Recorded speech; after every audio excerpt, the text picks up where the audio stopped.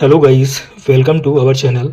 आज यहाँ पे हम लोग एक बहुत इंपॉर्टेंट टॉपिक पर डिस्कशन करने आए हैं, that is packaging of DNA helix. बहुत इंपॉर्टेंट है गाइस। स्टेटमेंट वाले क्वेश्चन बनते हैं या फिर 4-5 स्टेटमेंट देंगे, ए बी सी डी करके दे देंगे, क्योंकि इसमें बहुत सारा कंटेंट है। ठीक है, इसी मेन टॉपिक से वो लोग डिफरेंट टाइप के क्वेश्चन बना सकते हैं और आप लोगों के सामने आ सकता है, ये फिगर भी आ सकता है, नो डाउट। तो पूरा टॉपिक स्किप मत करना, पूरा टॉपिक तो आपको देखना है अच्छे तरीके से। देन इसके बाद में अगर जो कंटेंट आपको समझ में आए तो फिर इसको लाइक कर देना। ये टॉपिक बिल्कुल भी मिस करके नहीं जाना है, बेसिकली ये कहने का मतलब यहाँ पे है। तो आइए हम लोग पैकेजिंग पढ़ते हैं, डीएनए की पैकेजिंग कैसी होती है।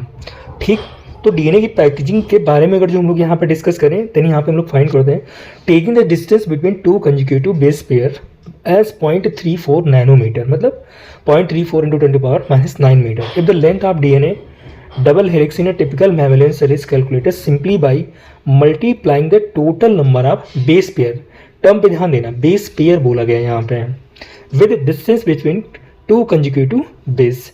तो अगर जो आपसे लेंथ पूछी जाए डीएनए की, तो ये फॉर्मूला आपको ध्यान रखना है।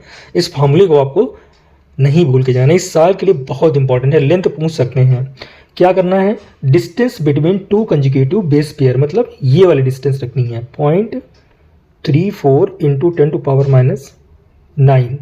और क्या रखना है, और आपको रखना है total number of base pair. Base pair ध्यान रखना है, यहाँ पे बेसिस नहीं पूछा गया, बेस पेयर। अगर जो आपको क्वेश्चन में बेसिस दिया हो, ठीक है, जैसे मालूम ने बोला 100 बेस हैं किसी डीएनए में, तो आपको 50 मान के चलना, वहाँ पे है बेस पेयर कितना होगा, 50 होगा, है ना। तो यहाँ पे number of base pair, number of base pair, या तो वो क्वेश्चन आपसे लेंथ पूछ लेगा आपसे, या क्वेश्चन में आपको लेंथ गिवन होगी, क्वेश्चन में आपको लेंथ गिवन होगी और आपसे नंबर ऑफ बेसिस पूछ लेगा, या बेस पेयर पूछ लेगा, या पूछ लेगा कितने उसमें हाइड्रोजन बॉन्ड प्रेजेंट है। क्लियर है, कितने एडिनिन प्रेजेंट है, ये सब कुछ पूछ सकता है आपसे, कितने इसमें फॉस्फेट ग्रुप अटैच है। क्लियर, सब कुछ पूछ लेगा उसने। सिर्फ क्या दे देगा आपको, लेंथ दे देगा, लेंथ दे देगा, और आपसे सब कुछ वो पूछवा सकता है। इतना इंपॉर्टेंट ये गाइस फार्मूला है, इतना इंपॉर्टेंट ये फार्मूला है। ठीक, और कैसे निकालना है ये आप भाई, जब आप नंबर ऑफ बेस पेयर निकाल लोगे, लेंथ आपको पता है, इसे डिवाइड करके आप बेस पेयर निकाल लोगे, तो बेस पेयर का मतलब क्या हो गया, जैसे आपका कैलकुलेशन से 400 बेस पेयर आ गया, तो 400 बेस पेयर का मतलब क्या हो गया, आपके एडेनिन और ये थाइमिन, है ना, एडेनिन और थाइमिन ये डबल बॉन्ड होते हैं ना, तो मतलब ये आपके निकल के आ गए। ठीक, ये जो है इनका नंबर, मतलब ये बेस पेयर जो है आपके, इनका नंबर कितना है, 400 है। और अगर उसने बोल दिया कि 400 बेसिस आ गए हैं, 400 बेसिस हैं, तो आपको बेस पेयर बनाना, तो बेस पेयर कितना हो जाएगा उसका, 200 हो जाएगा। समझ में आ गया, इतना इंपॉर्टेंट ये फॉर्मूला गाइस है। और नंबर ऑफ हाइड्रोजन बॉन्ड भी आप निकाल सकते हो। ठीक भाई, अगर जो 200 आए तो 200 बेस पेयर आए, तो मतलब यहाँ पे ये आपके 200 डबल बॉन्ड हो गए, और साथ में ये ट्रिपल बॉन्ड भी तो है। 200 मतलब 2 दूना 4, 400 क्या हो गए आपके, डबल बॉन्ड हो गए, और 2 3 600, 600 क्या हो गए आपके, ट्रिपल बॉन्ड हो गए। तो 600 और 400 कितना हो गया, 1000 हाइड्रोजन बॉन्ड प्रेजेंट है। क्लियर, ये इंपॉर्टेंट चीज़ है गाइस, इसीलिए मैं बार बार फोकस कर रहा हूँ इस चीज़ पे। अच्छा, यहाँ पे देखो, इन्होंने क्वेश्चन भी एक दे दिया है एनसीईआरटी में, if the length of E coli, देखो लेंथ यहाँ पे दी है, can you calculate the number of base pair, base pair पूछा गया है। ठीक, तो लेंथ अगर जो आपको 1.36 मिलीमीटर दी है, तो हमारा यहाँ से अगर जो हम लोग कैलकुलेट करें, तो दैट इज हमारा ये निकल के आता है 10⁻⁹ इंटू 10⁻⁹, और यहाँ पे क्या आएगा हमारा बेस पेयर। बस यही हमको तो कैलकुलेट करना है। अब इसको आप सॉल्व करना है यहाँ से, तो ये कितना आएगा 17 8 136 होता है, कितना होता है 17 8 136, 17 दूनी 34, 2 चक्कू 8, कितना आएगा 17 8 कितना होता है, 8 7 56 की 6, 5 8 करना 5 13, हाँ सही है। तो 17 8 और 17 दूनी, ठीक है, 2 चक्कू 8, 4 बार कट गया। यहाँ पे आया आपका बेसिकली 10⁻⁻3, और यहाँ पे ये +9 हो जाएगा, तो मतलब यहाँ पे आपका जो आंसर निकल के आएगा गाइस, ये आएगा आपका 4 इंटू 10⁻6 बेस पेयर आया। कितना है, 4 इंटू 10⁻6 बेस पेयर इसका आंसर आएगा। इस वाले पर्टिकुलर क्वेश्चन की बात मैं कर रहा हूँ, इसका आंसर कितना आएगा, 4 इंटू 10⁻6 BP। क्लियर, इंपॉर्टेंट है, मिस करके नहीं जाना है आपको। और यहाँ पे अगर जो हम लोग बात करें, तो यहाँ पे अगर जो हम लोग देखते हैं तो 6.6 इंटू 10⁹ बेस पेयर ह्यूमन के डिप्लॉयड कंटेंट में होते हैं, और दो कंजिक्यूटिव बेसिस के बीच, बेस पेयर के बीच में जो दूरी होती है वो 0.34 इंटू 10। तो ये जब कैलकुलेट करोगे तो इसका आंसर 2.2 मीटर, इसको फैक्चुअल डेटा में याद कर लेना। इसका आंसर मैंने अभी आपको बताया 4 इंटू 10⁶। क्लियर, ये बेस पेयर होता है, ध्यान देना अच्छे तरीके से। इसके बाद में अगर जो हम लोग बात करें, टॉपिक पढ़ते हैं यहाँ पे। टॉपिक क्या है? In prokaryote such as E coli though they do not have a defined nucleus the DNA is not scattered throughout the cell. यहाँ पे लिखा है कि इनके पास चूंकि एक डिफाइंड न्यूक्लियस नहीं होता है प्रोकैरियोट या ई कोलाई में, लेकिन इनका डीएनए जो है हर जगह स्कैटर्ड नहीं होता, फैला नहीं होता है। DNA being negatively charge is held with some protein that have positive charge. DNA negatively charge है तो वो क्या होता है कि कुछ पॉजिटिव चार्ज प्रोटीन होती हैं जिससे वो रैप्ड रहता है। इन रीजन नॉर्म्ड है न्यूक्लियोइड।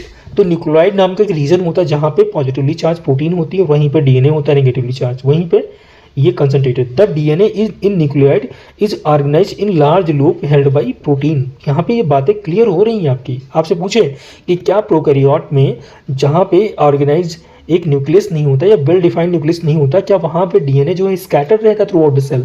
तो ऐसा नहीं है, वो न्यूक्लियोइड नाम के रीजन में बना रहता है। वहाँ पे कुछ पॉजिटिवली चार्ज प्रोटीन होती हैं जहाँ पे उनको वो बना के रखती हैं, रैप्ड करके रखती हैं। बहुत इंपॉर्टेंट चीज़ है एनसीईआरटी की। अब यूकैरियोट की बात करें, वहाँ प्रोकैरियोट की, यहाँ पे यूकैरियोट।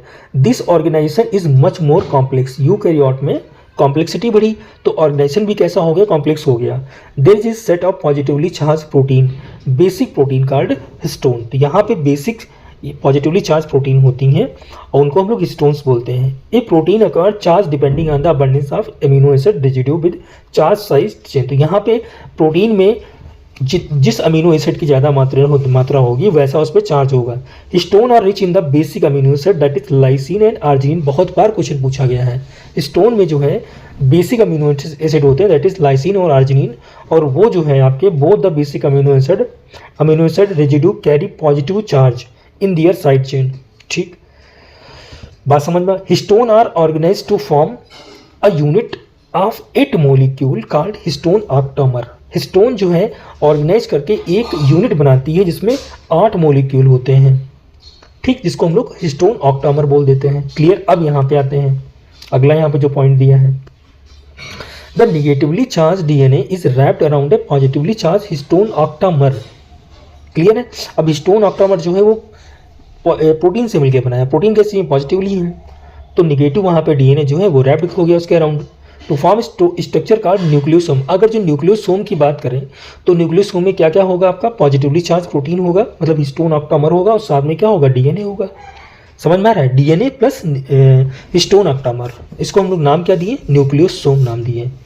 एक टिपिकल न्यूक्लियोसोम, देखो यहीं से स्टेटमेंट बनेंगे आपके। एक typical nucleosome contain 200 base pair. अब यहीं पे गलती करवा देगा आपसे, यहाँ पे लिख देगा 400 बेस पेयर, या यहाँ पे लिख देगा 200 बेसिस लिख देगा, या यहाँ पे लिख देगा 400 basis.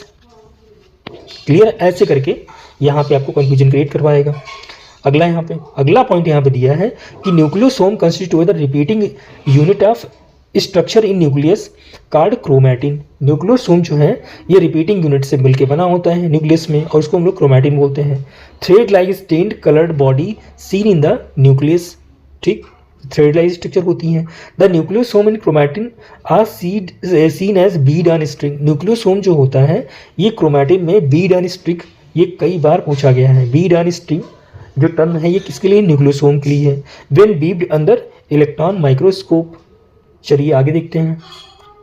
Theoretically how many such beads nucleosome do you imagine are present in a mammalian cell. अब आपसे क्वेश्चन पूछा गया है कि कितनी मैमेलियन सेल में ऐसे स्ट्रक्चर हो सकते हैं। तो देखो, एक जो हमारा हिस्टोन ऑक्टामर होता है उसमें कितने होते हैं? 200 बेस पेयर होते हैं। ठीक, और ह्यूमन का जो वो होता है डिप्लॉयड कंटेंट, उसमें कितना होता है? 6.6 इंटू 10⁹। ठीक, तो अगर जो न्यूक्लियोसोम आपसे पूछा जाए तो कितना हो जाएगा? 200 से इसको डिवाइड कर दो, तो जो इस आंसर आपका आएगा वही आपका क्या होगा? न्यूक्लियोसोम होगा। यहाँ से कितने न्यूक्लियोसोम प्रेजेंट है तो पता चल जाएगा यहाँ से। क्लियर है भाई? बेसिस ऊपर है, बेस पेयर नीचे है, तो कैंसिल करके वो न्यूक्लियोसोम पता चल जाएगा आपको। The Beed on string structure in chromatin is packaged to form chromatin fiber that are further coiled and condensed at metaphase stage of cell division to form chromosome। अब यही जो बीड एंड स्ट्रिंग स्ट्रक्चर होती है metaphase में बहुत ज़्यादा coiling होने से इन्हीं का नाम हम लोग क्रोमोसोम दे देते हैं। The packaging of chromatin at higher level require additional set of protein. अगर जो पैकेजिंग हाइयर लेवल की बात करें तो एडिशनल सेट ऑफ प्रोटीन की जरूरत पड़ती है that are collectively refer to as non histone chromosomal protein. अगर जो पूछे तो ये हाइयर लेवल की बात कर रहे हैं। क्लियर है? नॉन हिस्टोन यानी NHC protein, non histone chromosomal protein, नाम याद रखना बहुत इंपॉर्टेंट है। दिन बहुत कम बचे गाइस हैं, पढ़ना तो पड़ेगा आपको। इस साल जो नीट में क्वेश्चन पूछा गया था, in a typical nucleus some region of chromatin are loosely packed, ठीक, and stain light. Loosely pack होगी तो उसकी लाइट स्टेनिंग होगी and are refer to as euchromatin. नाम इसका है euchromatin. The chromatin that is more densely packed and stain dark is called heterochromatin. नाम ही है डेंसली पैक है heterochromatin. Euchromatin is said to be transcriptionally active chromatin. अगर जो आपसे पूछा जाए कि किसमें ट्रांसक्रिप्शन होने की ज़्यादा प्रोबेबिलिटी है, यू क्रोमैटिन या फिर हेट्रोक्रोमैटिन, तो आप कहोगे यू क्रोमैटिन। ट्रांसक्रिप्शन होने की सबसे ज़्यादा प्रोबेबिलिटी किसमें है? Euchromatin, where heterochromatin is inactive. Heterochromatin जो है वो इनएक्टिव होता है। क्लियर? ये बात बहुत ज़्यादा इंपॉर्टेंट है जो मैंने भी आपको स्ट्रक्चर ये पूरा मैंने बताया आपको। क्वेश्चन 100% गाइज यहाँ से बनता है और फ्यूचर में बनेगा जरूर। अब हम लोग यहाँ पे बात करते हैं जो अगला बहुत इंपॉर्टेंट सेक्शन है, दैट इज हमारा tRNA, दैट इज एडाप्टर। पहले स्ट्रक्चर इसकी गाइज देख लो बहुत अच्छे तरीके से। स्ट्रक्चर क्या है? ये tRNA मॉलिक्यूल है। देखो दोनों tRNA मॉलिक्यूल हैं। यहाँ जो एंटी कोडान प्रेजेंट है, कहाँ पे एंटी कोडान प्रेजेंट है, ध्यान देना। दोनों कोडान और एंटी कोडान दोनों आपको पता करके रखनी है, ठीक। एंटी कोडान प्रेजेंट है UCA, तो यहाँ जो हमारा अमीनो एसिड लेके आया tRNA, अगर जो किसी tRNA में UCA एंटी कोडान प्रेजेंट है तो यहाँ जो अमीनो एसिड लेके वो आएगा वो सेरीन लेके आएगा। ध्यान देना अच्छे तरीके से। क्लियर है? और अगर जो हमारा एंटी कोडान प्रेजेंट है AOG यानी ऑग को इनिशिएटर विथ बोलते हैं, इनिशिएटर, तो वो लेके आएगा टायरोसिन। टायरोसिन कैसा है? एरोमेटिक अमीनो एसिड है। कैसा है? Aromatic amino acid. और इसका आप कोडान यहाँ पे देख सकते हो। यहाँ पे कोडान अगर जो इतना गिवन है तो कोडान से भी आंसर पूछ सकते हैं कि कोडान अगर जो mRNA पे इतना है तो बताइए वो tRNA कौन सा अमीनो एसिड लेके आएगा। क्लियर? ये बात पहली बात तो आपको पता होनी चाहिए। देन हम लोग इसको पढ़ते हैं, बहुत इंपॉर्टेंट है इस साल के लिए। From the very beginning of the proposition of code, it was clear to Francis Crick that there has to be mechanism to read the code and also to link it to amino acid, because amino acid have no structure specialized to read the code uniquely। Amino acid में कोई ऐसी structure नहीं होती है जो codon को पढ़ सके, ठीक। अमीनो एसिड में से कुछ नहीं होता है। He postulated the presence of an adapter molecule that would on one hand read the code, important है, and on other hand would bind to a specific amino acid। दो काम होते हैं एडाप्टर मोलिक्यूल यानी tRNA के। tRNA को adapter molecule भी बोलते हैं। दो काम यहाँ पे लिखे गए हैं। एक तो ये जेनेटिक कोड को पढ़ना जानता है और दूसरा ये क्या करता है, स्पेसिफिक अमीनो एसिड को लेके आता है। ध्यान देना, स्पेसिफिक टर्म पे ध्यान देना। दो काम इसके बताए गए यहाँ पे। The tRNA then called soluble RNA was known before the genetic code was postulated। The tRNA then called snRNA। देखो sRNA soluble RNA भी tRNA को बोलते हैं, लेकिन ये जेनेटिक कोड के पहले की बात है। However, its role as an adapter molecule was assigned much later। लेकिन इसका जो एडाप्टर के तौर पे रोल होता है, एडाप्टर मोलिक्यूल के तौर पे इसका रोल होता है, ये बहुत दिनों के बाद में पता चला। अब बात करते हैं यहाँ पे tRNA में होता क्या है। तो tRNA has an anticodon loop, बिल्कुल tRNA में एंटी कोडान लूप है यहाँ पे। Clear? That has basis complementary to the code. देखो जो यहाँ पे कोड दिए हैं इसके जो एंटी कोडान लूप पे हैं उसके जो है कॉम्प्लीमेंट्री होते हैं। And it also has an amino acid acceptor end. देखो यहाँ पे 3 प्राइम पे ध्यान देना, कहाँ पे 3 प्राइम पे अमीनो एसिड एक्सेप्टर इंड भी दिया है, बहुत इंपॉर्टेंट है। वो प्राइम पूछ लेते हैं कि बताइए amino acid acceptor and tRNA पे किस प्राइम पे प्रेजेंट होता है, तो 3 प्राइम ध्यान रखना है। To which it bind to amino acid. The tRNA are specific, tRNA are specific for each amino acid. tRNA जो होता है वो स्पेसिफिक होता है एक एक अमीनो एसिड के लिए। For initiation there is another specific tRNA that is referred to as initiator। देखो इनिशिएशन प्रोसेस करने के लिए इनिशिएटर टीआरएनए उसका नाम रखा गया। ध्यान देना बहुत अच्छे तरीके से। लैंग्वेज में वो दे देगा कि there is no initiator tRNA for initiation the process of transcription, बहुत इंपॉर्टेंट है, या प्रोसेस ऑफ ट्रांसलेशन बहुत इंपॉर्टेंट है। तो आपको गलत मार देना वहाँ पे, क्योंकि इनिशिएशन करवाने के लिए इनिशिएटर टीआरएनए का यूज करते हैं। There are no tRNA for stop. हाँ, अगर जो बात करें स्टॉप कोडान के लिए कोई भी टीआरएनए नहीं होता है, लेकिन ट्रांसलेशन प्रोसेस को इनिशिएट करवाने के लिए इनिशिएटर टीआरएनए होता है। ध्यान देना।